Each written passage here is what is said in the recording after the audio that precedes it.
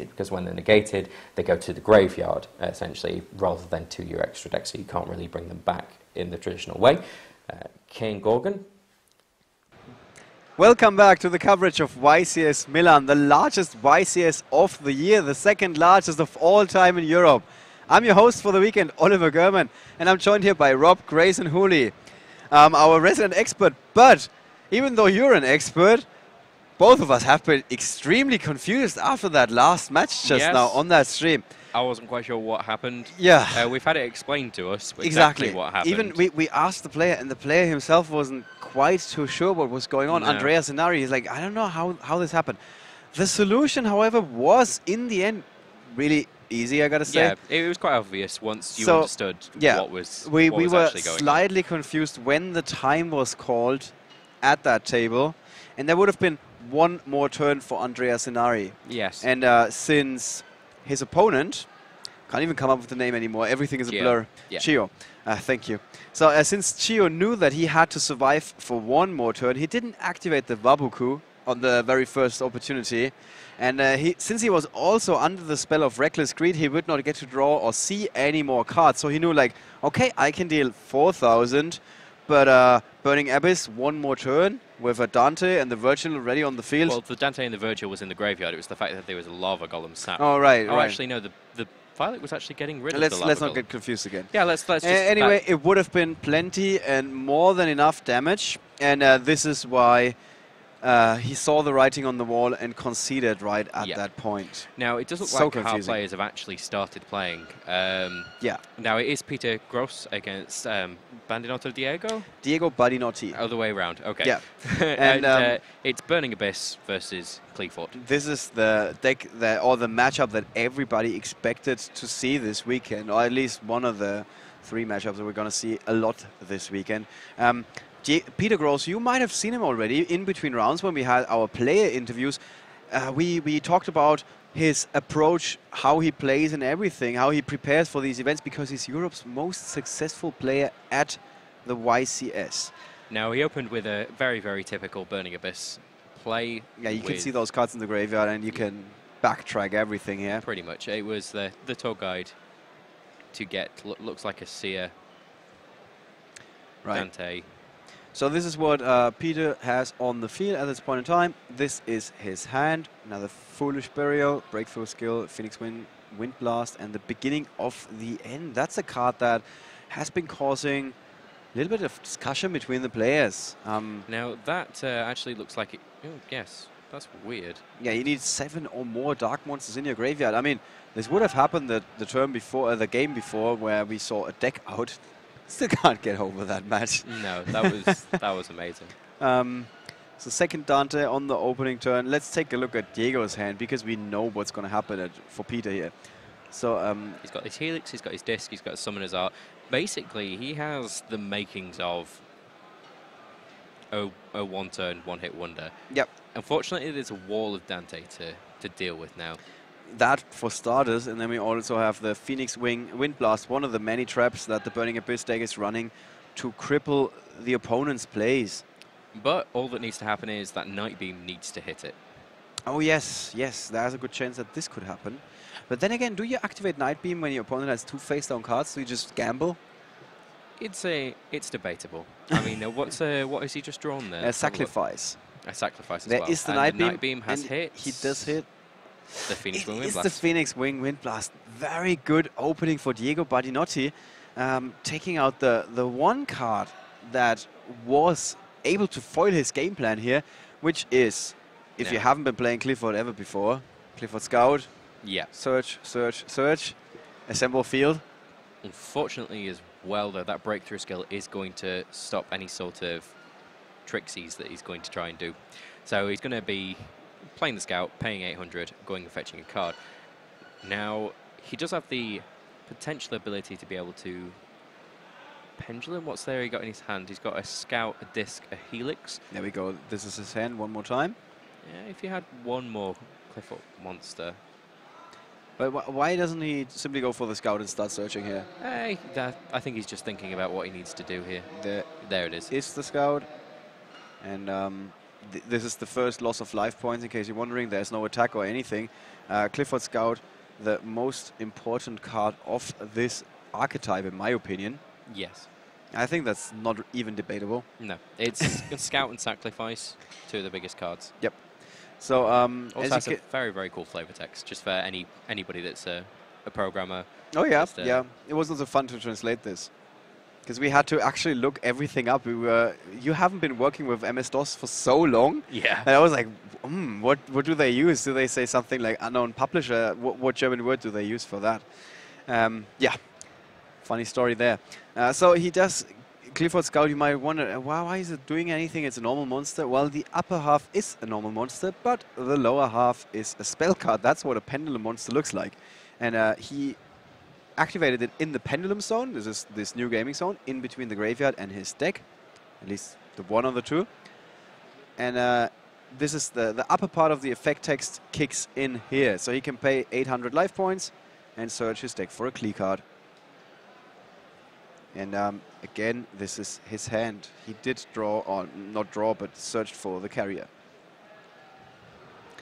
And yeah, this is the other half of the Qliphort archetype, really. Actually, looking at it, he does have a very, very powerful play. What he could be doing here is putting the carrier down, pendulum summoning the Helix, equipping it with Sacrifice, tributing for Disc. Disc then gets its effect. Unfortunately, there is a breakthrough skill there that he doesn't know about. Yeah, but Diego Badinotti, being one of the he's putting the Disc down. He's one of the most skilled players. I think he can make a very good read on his opponent here. It's a very interesting play.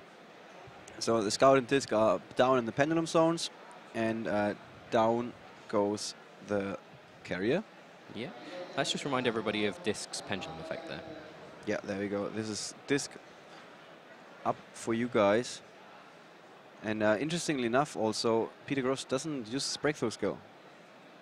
There is a Disc. Ah, right. So it's giving it 300 extra attack.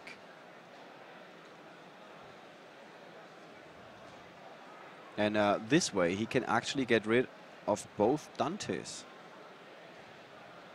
Yes, he pendulum summoned one of... I see what he's done. He's pendulum summoned the carrier, attributing it for the Helix, and then equipping it with a Sacrifice. Now, because it was a tributed monster, it doesn't matter that that breakthrough skill is there, because that effect is activating in the graveyard, meaning that it's bouncing a Dante back to the extra deck. And with Sacrifice giving 300 extra attack to Helix attack over the other Dante, and the 300 extra attack that's being given by the Disc, it's just enough. And it's been tribute summoned as well, so it's ridiculously huge. It seemed right like the safest way to approach this situation on the field, isn't it? Yeah, he's... And I wouldn't be surprised if Diego Badinotti knew about that he was perfectly aware that this is the one line of plays where Peter gets denied the most out of his possible answers and of his Dante effects and everything. Okay, so he's ended the turn, and there's a Scarm in the graveyard from what we can see there. I believe that was one of the first cards to be discarded with Dante from the top of the deck. Let's take a look at Peter's hand again. So he's just thinking, what card's going to help me in this situation? How many dark monsters does he have in the graveyard? That's 1, 2, 3, 4? He has, yes, he has 4 in there. Technically also the Scarm, he's taken it out of there, so he does have the 5th dark. But he has a 5 dark, so he needs 7, I believe, 7, yes. Yeah. There we go, at the beginning of the end. A card that, if you're actually holding it in your hand, half the time you will have a hard time reading it, because that's a shiny sorry card. there, that's Dante bringing... Oh, Dante bringing something back, so he just went down one card in his graveyard. I think he's still at 4. Yeah. So he's got the Rubik on the field and the breakthrough skill. Oh, I believe that may have been Foolish Burial, actually. No, the Foolish Burial... No, Foolish is still in hand. And Diego also set the Book of Moon, so he's now out of cards in his hand. Book of Moon, one of these oldies but goldies, one of these age-old cards that are still very useful. One of the best cards in the game. Yeah, definitely. It's even limited. It doesn't seem to have such a big effect, actually. No, it doesn't have well, against Burning Abyss, it's fantastic. Yeah, exactly. As soon as you flip that card face down, that's a monster that's no longer a Burning Abyss monster. Yeah, I mean, but you can't summon any of your other Burning Abyss monsters. But considering that there are so many cards that simply say outright something like destroy one card on the field or something like that, I find it surprising that a card that simply flips something face down and doesn't destroy it is considered more powerful. It's because it's stopping effects. Yep. It's no longer naming particular cards. It can stop synchro summons. It can stop just so many things. Yep. Speaking of so many things, these are the many options that Peter Gross has access to, and it just... Okay, so Foolish Burial is putting Graf in the graveyard. Graf is then going to special summon. He's looking at that Calcab. I think the idea is either to get rid of the Sacrifice or either of the Pendulum cards, although he's not aware, of course, of the Book of Moon. Of the Book of Moon there, yep. Which will be his downfall. And is there anything super out of the ordinary that we have seen in Peter Gross's deck so far? Because when we interviewed him and asked him about some silver bullets, he was slightly reluctant and wouldn't give anything away. I'll be honest, other than the beginning of the end, no. It's a very, very simple Burning Abyss build. Yep, but very consistent, I guess. Well, Burning Abyss is consistent by its nature. Yeah. So there's really nothing particularly out of the ordinary. So maybe we will later see some special tech from the side deck that he is getting siding introduced. to Ojama Trio. That's not... And a Mischief of Yokai? Mischief of Yokai. I don't know if we've seen that card ever on the stream. I'm pretty certain we didn't. Mischief of the Yokai. And it says each face-up monster on the field loses 2 levels until the end phase. Oh, and there goes the Book of Moon. And you can also remove it from play or banish it. It's still the old card text that we have here.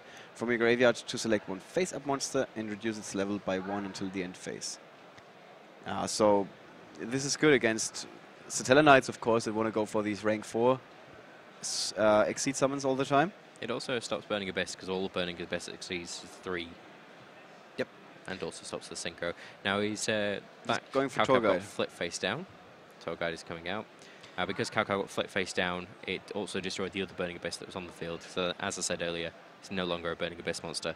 Tour Guide is getting Scam, which is a pretty standard play. Yep. Because its effects negated by Tour Guide, it won't be destroyed. Yeah, that's one of the questions that somebody who is playing against Burning Abyss for the very first time is always wondering about. How come that all of these Burning Abyss monsters say when you control a non-Burning Abyss monster, they get destroyed? How does that not happen when I search for it with Tour Guide? But as you just pointed out, the Tour Guide effect is stopping it from that. And that's a third Dante. Okay, so Dante is milling 2 cards, discarding, well, 3 cards from the top of his deck. Now that's got rid of 2 Alex, which doesn't help. I believe it's actually almost like an effect veiler for Burning Abyss. As soon as it hits the graveyard, it negates the effect of one monster that's facing on the field. And that allows him to play the beginning of the end. Yeah, there we go. So far, it seems, yeah, 7. It looks like a very good card in Peter Gross's deck, in my opinion.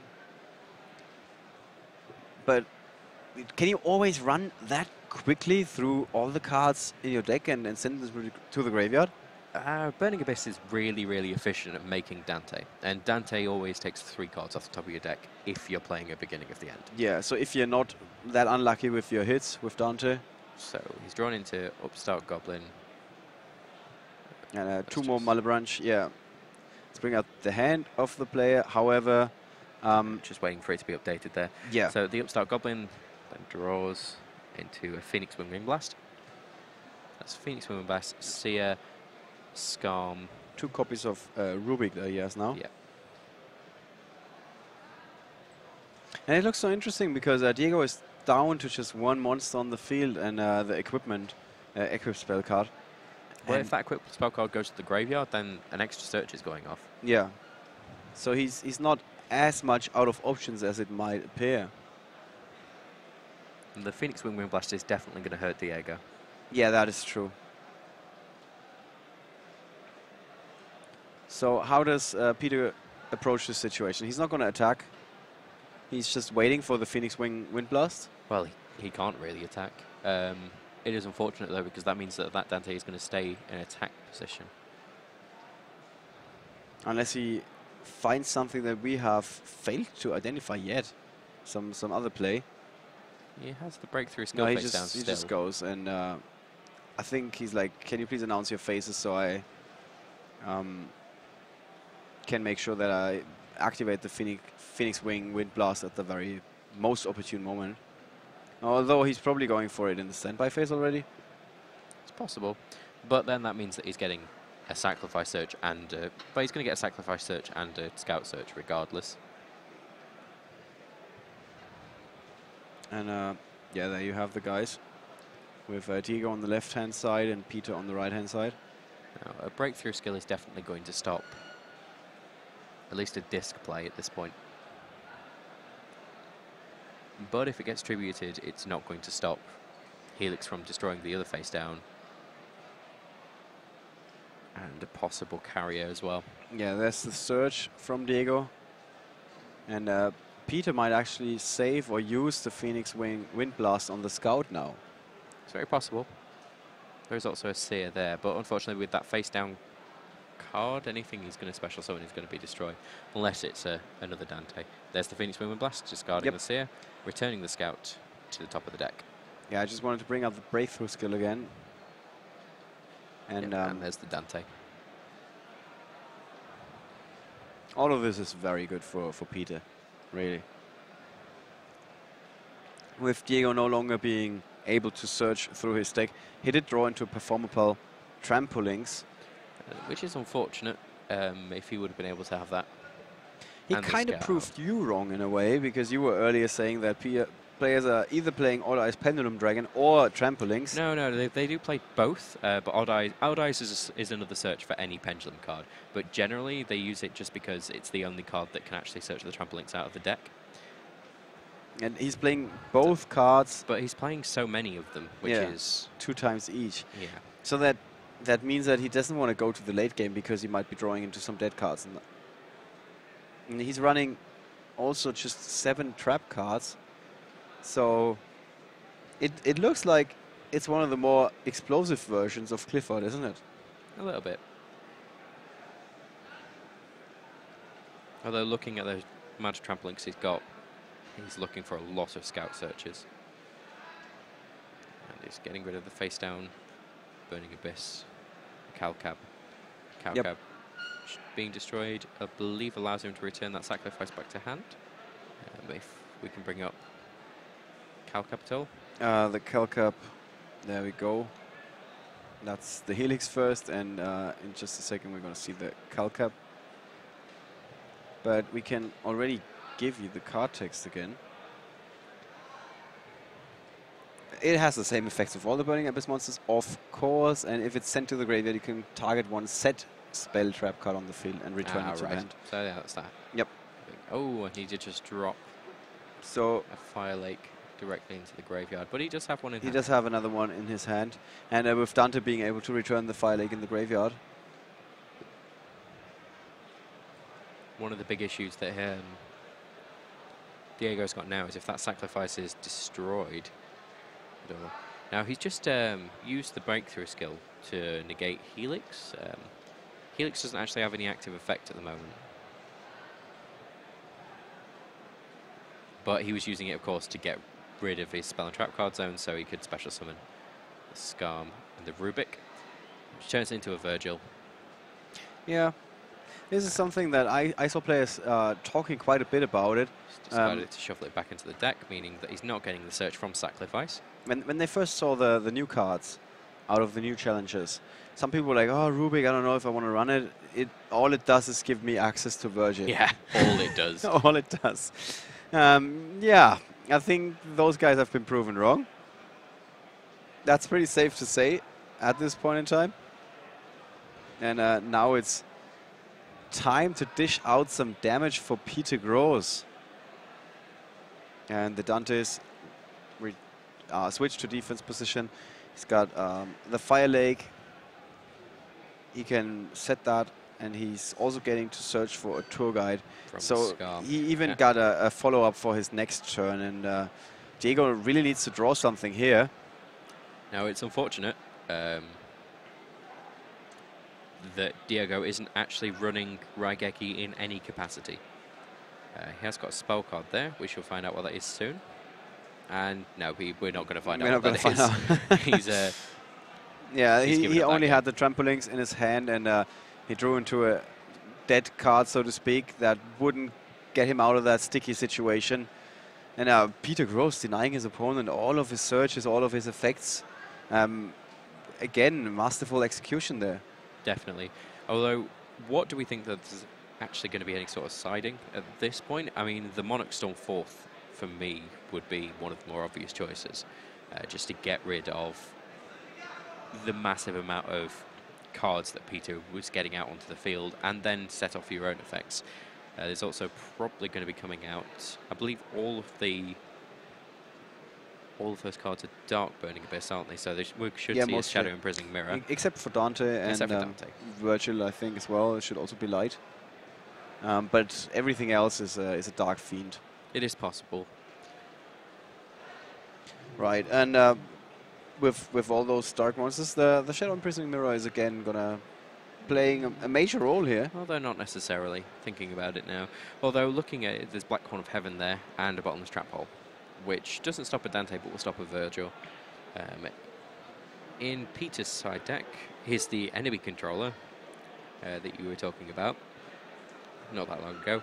And a Majesty's Fiend. Majesty's Fiend stopping the tribute for any of those Qli monsters, which is going to hurt him massively. Yeah. Actually, sorry, that's Vanity's Fiend, is it not?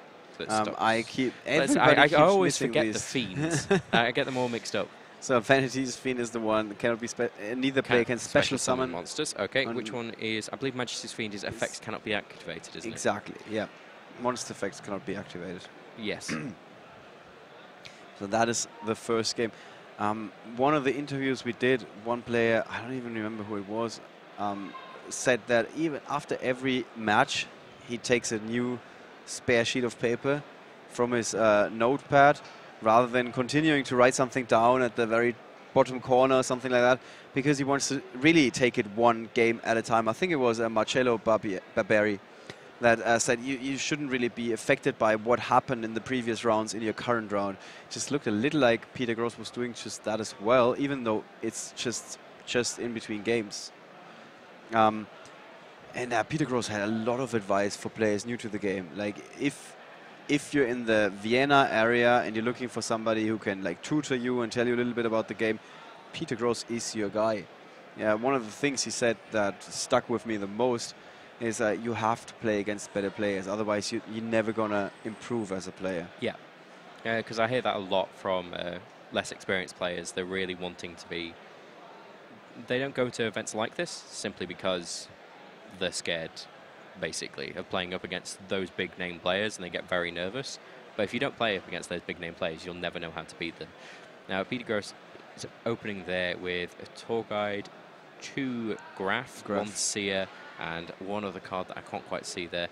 And Diego's hand hasn't been revealed to us just yet. Interesting discussion. I was speaking to Umut Serin prior to the tournament, and he said that Peter Gross, I think that was before he decided to play Burning Abyss, he prefers to have his opponent go first, because you know what your opponent is playing, which can be a very big advantage. You might be misplaying without knowing, just because you need to play in a different way depending on what your opponent is playing.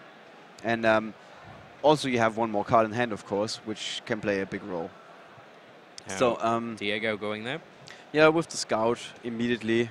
Scout to get Carrier. And you see his hand on the left-hand side with the Shadow Imprisoning Mirror being introduced from the side deck. And with a Spice Typhoon and a Night Beam, he also has quite a few ways to cause some havoc on Peter's back row. Interesting there that he put Climate Change back. It's just a nice little ability to be able to get up to 3 Qliphort monsters back into your hand. Yeah. After they've been destroyed. Although, as I said before, the Shadow Imprisoning Mirror just essentially is taking out Tour Guide, because everything else is going to activate in the graveyard. I think Shadow Imprisoning Mirror basically just says if the effect triggers, it just in general? And it's on the field or in the graveyard, it negates it. It's been a while since I've read the card. Yep, that's correct. Or in the graveyard. So yeah, this is a massively good card against. It's extremely good against Shaddoll and both Burning Abyss. These are the 2 decks that you always want to side into Shadow Imprisoning Mirror, unless you're running the very same deck, or a lot of Dark Monster, of course. Otherwise, you will mess yourself. Yep. So Peter has a Mystical Space Typhoon that he could activate, but this is something that you don't see very often from the more experienced players.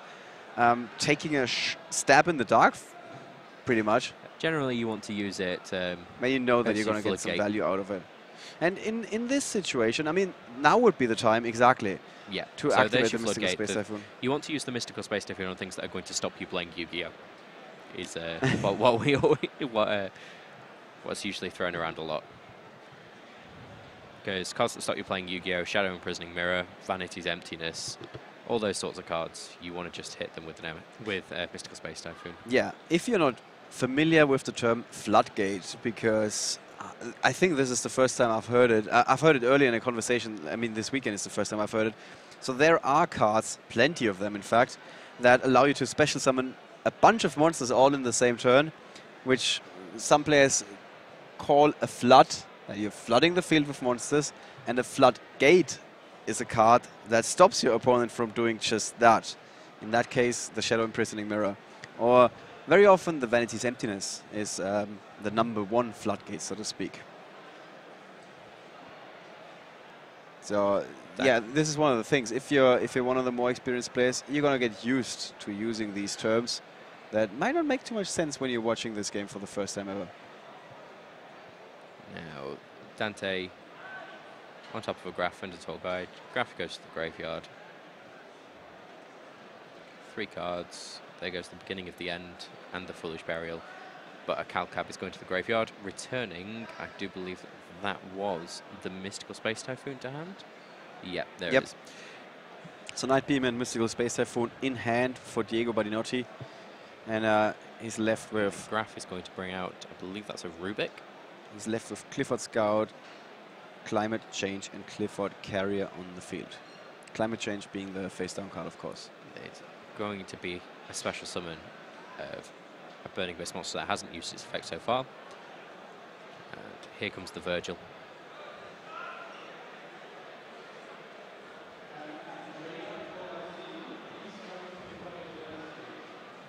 There goes a Graph, and Scout is going to be returned to deck. So again, it looks like Peter Gross got this one, right? Well, he's so much control. This is what I was saying earlier about the meta triangle. Yep.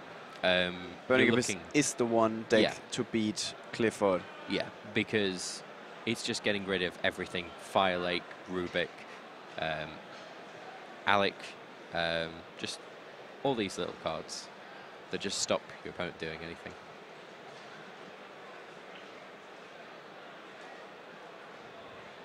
Diego there also wearing one of the official Yu-Gi-Oh! T-shirts there, which you can also pick up at the event.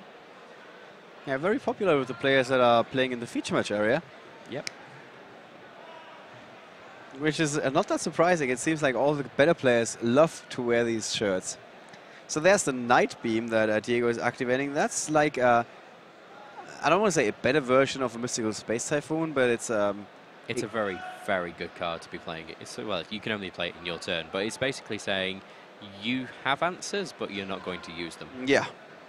And especially against Burning Abyss, where everything is chainable, this is a real thing. So that's a Skarm going to the graveyard there, so in the end phase, Peter will be able to get... He's still got a Graph and a Skarm in his hand. Rubik is targeting the Mystical Space Typhoon. That's also somewhat unfortunate for Diego now, isn't it? Now he's just played a Shadow Imprisoning Mirror in response because the Graph there has gone to the graveyard. Right. Just to make sure that there's going to be no sort of effect going off.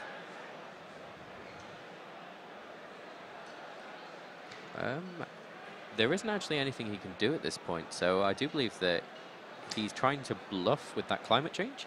Yeah, which Peter just isn't falling for. Back row cards, and Peter will probably know that he can attack here. And he just played somewhat safely, and Diego is gonna. He's taking the damage, and then he shakes the hand, and Peter Gross. Well, masterful execution, really. Like after that match, you shouldn't have any doubts that Burning Abyss is more than capable of dissecting the Qliphort deck left and right. That's what it's for, basically. Burning Abyss, it just knows how to get rid of the cards that... It's the Swiss Army knife that that can easily dissect this particular deck here.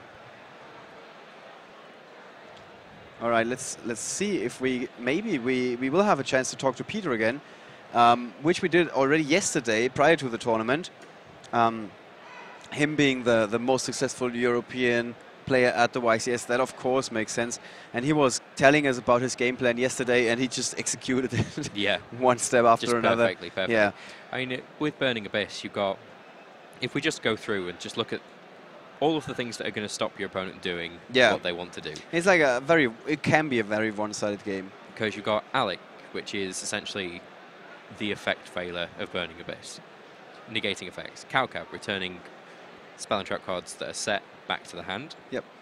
Which is forcing them to play them. You've got then Fire Lake, getting rid of 2 of your cards, gaining their effect, and then destroying 3 of your opponent's cards. Yeah.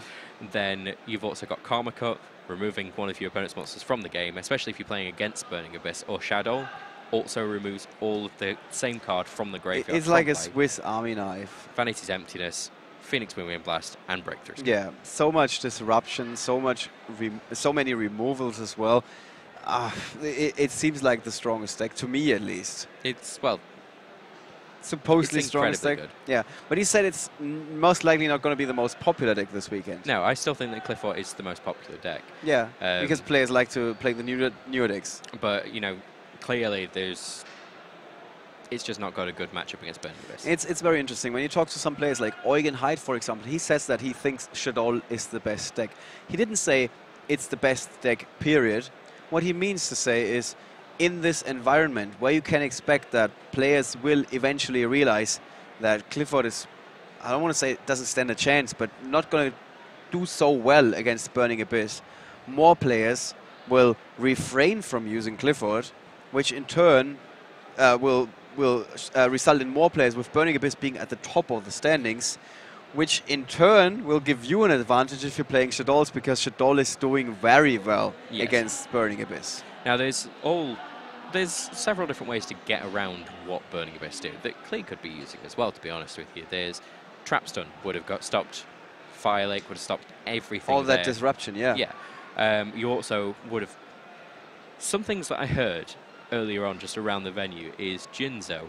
Just the word Jinzo over and over again. Really? Yes, and that's because you can play the Monarch Stormforth quite happily in Qliphort, which means that you're getting rid of 1 of your opponent's monsters and then negating all trap cards. All right, guys, we got a few results in. We know, for example, that Peter Gross is 5-0, which is not that surprising. I also know that prior to this round, there were quite a few other players that we've seen on the stream before at the last few tournaments doing quite well, with Pierre Onaski, Leo Guiner from France, Raphael Neven, all undefeated still.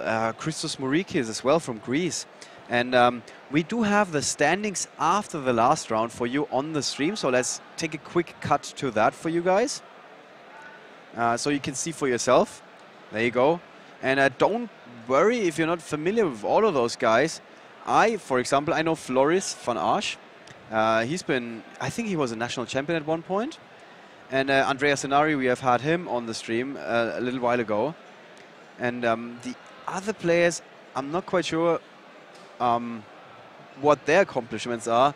Half the time when you ask somebody, he's saying, oh yeah, I'm doing quite well at local events, but for the time being, that's pretty much it. Yeah, there's a lot of, by the look of it, Italian players there. Yeah, by the look of the names. Yeah, so it's looking like it's a nice little... Oh, it's not so surprising. If you have 800 or something Italians in the field, there's a very good chance that a lot of them are going to be at the top of the field. Yeah. Just like a lot of them are at the end of the field. But yeah, that's just how statistics and everything